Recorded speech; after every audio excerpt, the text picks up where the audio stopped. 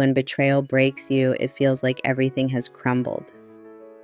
Your trust, your future, your identity. But here's the truth most people won't tell you. From that ruin, something powerful can rise.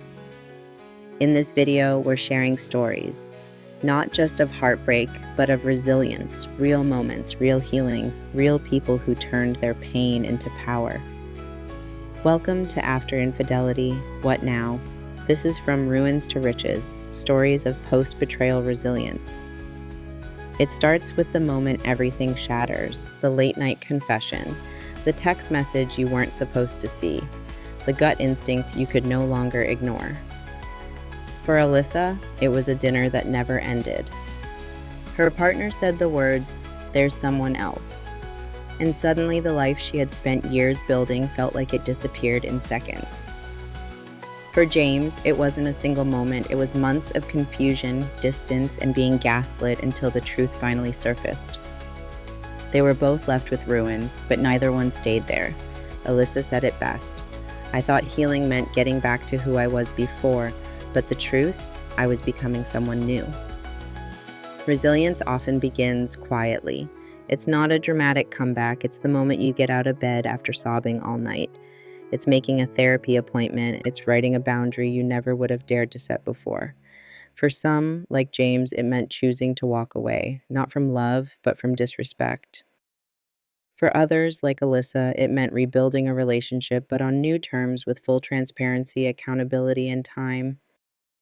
Rebuilding after betrayal isn't linear. You don't just decide to forgive or move on and wake up healed. You grieve, you rage, you question everything, but you keep going. And the most resilient people, they use the pain to dig deeper. They ask, who am I now? What do I need? What am I no longer willing to tolerate? That's when the riches come in, not the riches of a perfect relationship, but the riches of self-awareness, of boundaries, of inner peace. James started mentoring others who had experienced betrayal. Alyssa became a therapist. Both turned their pain into purpose. Here's something no one tells you. You can find love again, even with the same person or with someone new. But it won't be naive. It will be real. It will be earned. It will be a choice, not a default. Love after betrayal doesn't erase the past, but it shows you that your story doesn't end in pain. If you're still sitting in the ruins, know this: you are not weak, you are not broken, you are not alone. You're in the middle of a story that hasn't finished yet.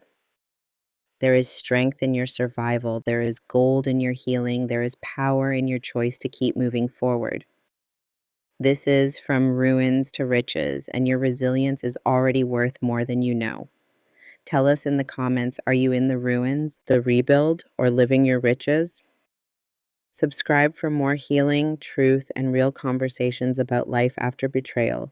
We're with you every step of the way.